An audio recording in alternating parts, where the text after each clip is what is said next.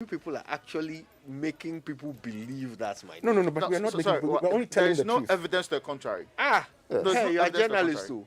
There is no My evidence birth to the contrary. certificate and passport are both Oh, but people evidence. change names we along want the to line see all your the time. birth certificate in Yeah. 1979. Yeah. You want to go back in time to look at my birth Yes, certificate? bring the one that was The done in original one. You 1979. don't want the. Not the new ones that you've I done. actually have that.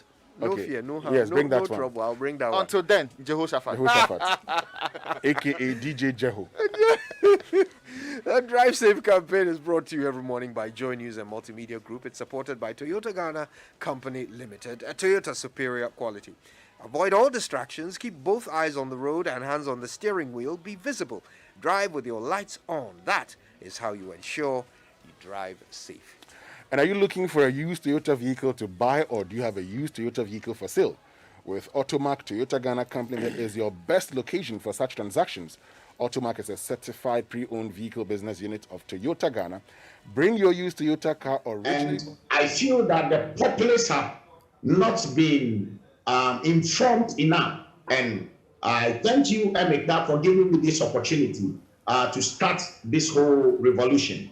And I promise you that the public is going to be furnished with the right information. And I'm coming, not just me, the whole trustees are coming on board to let the world understand the concept of this. And I wish Emeka was going to ask me the details of how this was going to affect our income as a nation, and how this was going to be an economic a medium by which the nation could be blessed. Tell us about it. Tell us about it. Why have you invested 200 million euros into the Notre Dame project? And he said, let's forget about the spiritual aspect. My boss is a Catholic, and we believe in God. We believe that when we give in support of the work of God, God will bless us. But that notwithstanding, economically, we have 1.3 million people visiting the Notre Dame every single month. 1.3 million people. The Notre Dame is a cathedral. It doesn't have a museum. It doesn't have a biblical garden. But he said 1.3 million visit the Notre Dame every single month. Now, the second thing that he says is, if just 10% are to visit the Louis Vuitton shop, which of course they didn't advertise for, by just coming to the Notre Dame, they are attracted to the Louis Vuitton shop. It means that 130,000 people will visit the Louis Vuitton shop without any advertisement. Now, if 10% out of the 130,000 people decide to buy from the Louis Vuitton shop because of just one cathedral, and so economically, they put 200 million euros in there, but within a matter of 6 months to a year, they are going to get it back once the cathedral is rebuilt. So economically, the cathedral, as people come in, will attract a lot of foreigners. The black people in the diaspora who have never dreamt that a nation in Africa could do what we are doing will fly in and come and spend money. There are some who will come who don't even know that it was not just the people that colonized us that brought us the gospel. We have the people who came to colonize us, and we have the missionaries who were the Christians who brought us the gospel, who brought us schools, who brought us healthcare, who built good health systems for the society. There are a lot of things within this dynamic museum, which of course will be better than even that in America, because the president of the Bible Museum of America, which of course is the biggest in the world, is now on our team, helping us come up with the content after which we are building just the biblical gardens alone. If I live in Nigeria, I have $500. I want to go to Israel to go to the Wailing Wall and pray, but $500 cannot take me to Israel. And I heard that Ghana has a Wailing Wall with biblical gardens where you can physically see grapes and olives and see it and go to the biblical restaurant And how that the secretary of that committee is saying that the edifice will attract a lot of foreigners and boost tourism too. So one more reason why people should be involved and engaged and also pay up to make sure that the edifice is built. There's a lot of commentary from people there. Haj Neza said, you need tourism in the expense of education and healthcare. And this one's also, this cathedral thing, that's Aaron Kwesi Kwaku, it doesn't appear to be becoming a very popular topic in the Republic of Ghana one thing today. I've learned, Yes. I met the head of the South African Tourism Agency, and he says, tell me, just mention one sector and I'll tell you how tourism improves that sector. Yeah. You talk about education, he tells you educational tourism. Yes. You talk about health, he'll tell you health tourism. So everything, So religion. religious tourism. Ah, You've seen I it see. happening in Israel. People Yeah. go there and they go and do a So lot we of things become there. second Israel. Well, we have our own Jesus Christ. No, I mean, let me tell you. we don't have our own let me tell you. Or Confanoches our own. Our Confanoches are- That's right.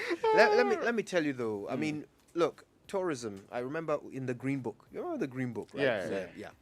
That That is- sorry, which one of the green books? The Muammar Gaddafi's green book or the local green book by the the NDC? local- Which one do you think, Raymond? You think I'm talking this morning about Muammar Gaddafi? Because you are in the Pan-Africanist movement. No, please. the NDC Green Book. Ah, okay. You recall that every page had, every sector had several pages describing the activity government had embarked on That's in true. that area. So they had built hospitals for health, for schools. There will be several for roads. Right. When it came to tourism, Yeah. there was a half page, right, that had one paragraph on it. And the paragraph said that the tourism industry in Ghana in 2015 made $3.5 billion. Yeah, no need for pictures. The money speaks. But you see, it also tells you that they made that money without any intervention from government. Otherwise, there would have been pictures. Right? So I even get your point. Yeah, just by staying out of the way, Yeah. tourism can make that much money. So if government decides to actually make some intervention, some contribution to it, you can imagine the yields. If they can simply spend the money fixing roads or whatever. I get you. Yeah. But you see, when they aim it at a particular tourist attraction, then we can do an even better job of analyzing. Will Brilliant. people travel to come and see a church in Ghana? Why Cathedral, would they the do so? cathedral, the A wonderful cathedral. edifice. A cathedral is a biblical church. garden. Yeah. There's some garden Yes. all over So it. why would they come in? What are we putting there that will make someone leave his home, where these things probably are too, to come and see yours? You know. So yeah, let's talk about it. Yeah. Let's see if we can indeed channel money into an edifice that will bring us that kind of. There is one point you should know, though. 200 million is what we are told, dollars, right? This will be used in building this cathedral. Now, on the front page of the Daily Graphic, it's another conversation about $200 million. That is $200 million financial loss in Saglemi project. Collins Dowda, 4 others in court. And let's not forget that other thing, too. When we wanted to build that parliament, the new edifice for the parliament, it was also $200 million. It looks like when we are building big things, we like the amount $200 million.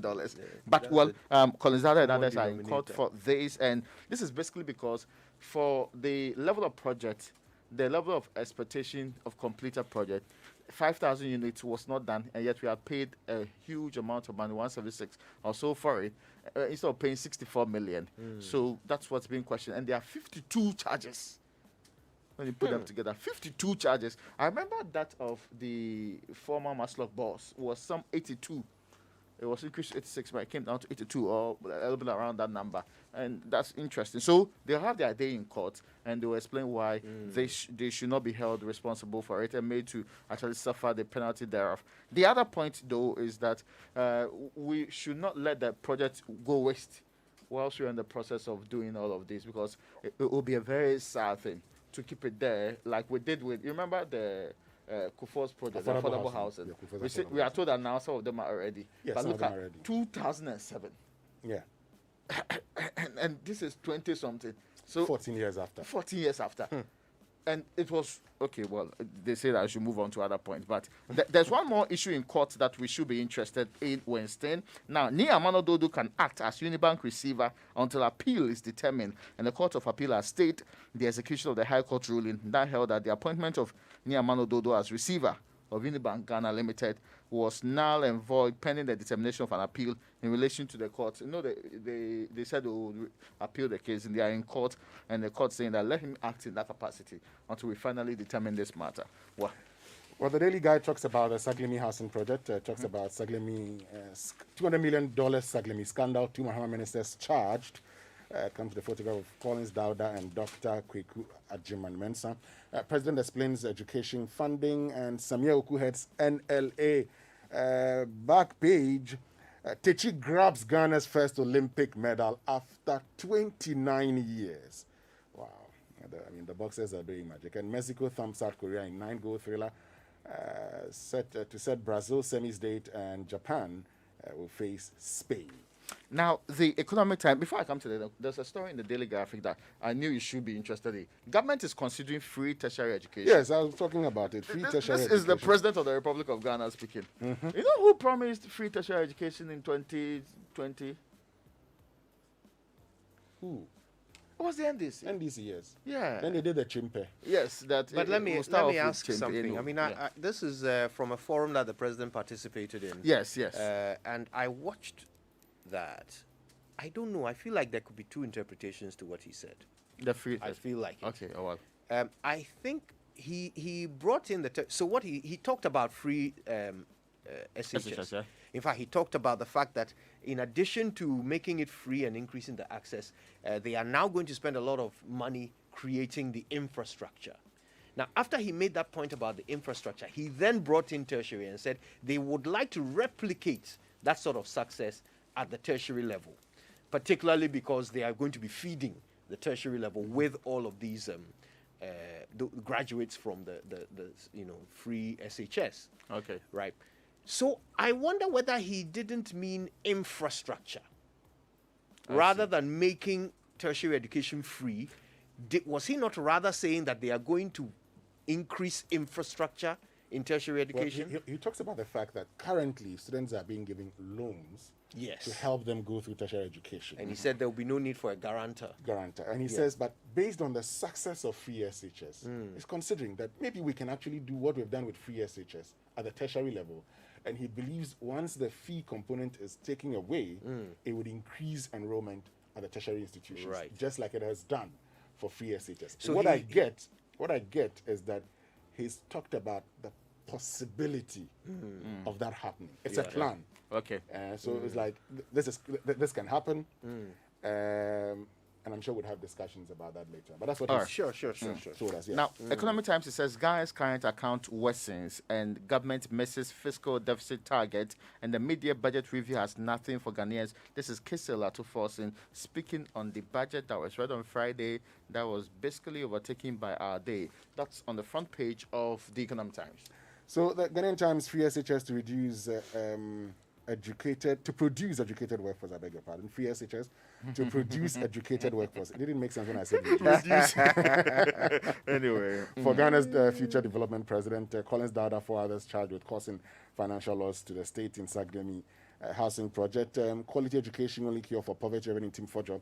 And court dismisses Empire Builders writ against Top Kings Enterprise in Boteman land case. And it says that, so the High Court in Adenta last Friday dismissed a writ filed by Empire Builders Limited seeking to take possession of acres of land owned by Top Kings Enterprise, a Ghanaian-owned real estate company. And we're told that the plaintiff wanted the court to restrain the defendant as Top King, its agent, workmen, and assigns from entering, selling, or having anything to do with the 456 acres of land situated at Botem and Tema, which has been the subject of many years of litigation. But ruling on the matter, the court presided over by Justice Fred Kwesiwa observed that the conduct of the defendant amounted to abuse of the court process, as the matter had already been dealt with from the lower court to the Supreme Court. And the judge said that although the plaintiff represented by KB Few argued that the instant action was different from those disposed of by the Superior Courts, the judge maintained the issues were the same, and he says that noting that the case had traveled more than 2 decades, Justice Ewa said litigation must end at one point or the other. Yes, let me take you to the live Facebook video and give you some comments before we continue with this.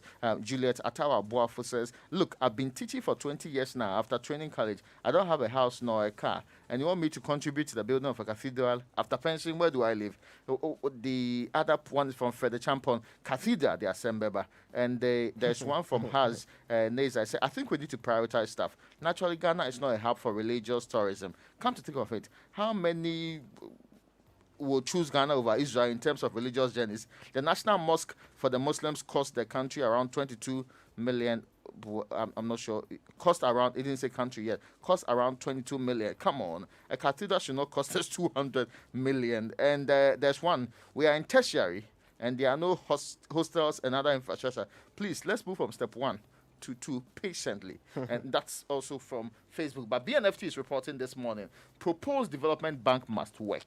And Warm Glow revisited effects of CSR on internal customers. Now, there's also GSE records highest profit in 30 years history. That's the Ghana Stock Exchange, up by 178% year on year anyway. And there's another story about Supreme Court rules BOG's corporate governance directive as lawful. And that's on the front page of the BNFT2 this morning. Well, the chronicle for this morning, and beloved, let's hear the word of God. Proverbs 13, verse 3. Whoever guards his mouth preserves his life. Hallelujah. He who opens wide his lips comes to ruin. Amen. Amen. $5 million bribe whistleblower to face the music. I'm sure you guys know the story. Yeah. No. So okay. So Quincy Frifa. Right. So that particular case, and the Chronicle says, whoever guards his mouth preserves his life. Are we calling him a whistleblower though? Yeah, because the idea of him, part of the charges against him, is that he didn't report the alleged bribery Yes. in the first place. So So I don't think we can call him a whistleblower. And I mean, it's not like he was reporting it. He was responding to an accusation to him leveled at himself, and then in his response, he made these allegations. So I don't know if whistleblower is right. Well, still on the front page, Akufo-Addo government creates 150,000 jobs under one district, one factory. That's according to Alan Tremanting. Government considering free varsity education, president.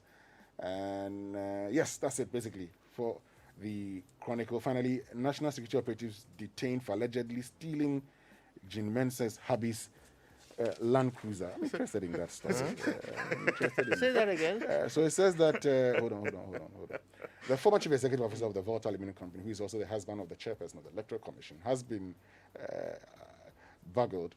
Now, thieves identified as national security operatives, according to court documents, broke into his house and stole a Toyota Land Cruiser, Nissan Patrol, and others. Now, these alleged national security operatives were named as Alhaji Ahmed Banda, Albert Pakwesi Ochre, Kwesi Champong Randy, who was on the run, and George Entry, unemployed.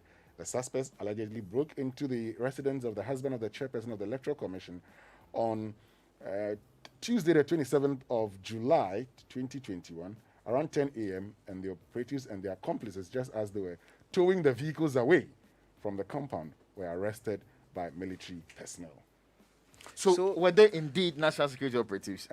That's what part I'm not clear about. That's allegedly. Okay. But there was a burglary, basically. There was. Sometimes And they keep who is saying national security is very amorphous. It changes clearly. Yeah, It becomes very difficult to identify. I've noticed how they keep saying the residence of the husband. Yeah. And she lives with her husband, so that's her residence too. Okay. So, but more importantly, by the way, this is just a side thing. Jean Mensah was awarded last night, Woman of the Year, Gliss Woman of the Year for public service. Okay. So congratulations to her. All right. I think we have to go for the BBC News now, brought to us by Fidelity Bank and Sefi Brothers. This is a bank, First Atlantic Bank, a shiny purple star to brighten up my day. First Atlantic Bank, professionally different services all day long. First Atlantic Bank, and it feels so cool. I know this is where I belong. Oh, come on, everybody, this is a bank like no other. First Atlantic Bank, follow me, let's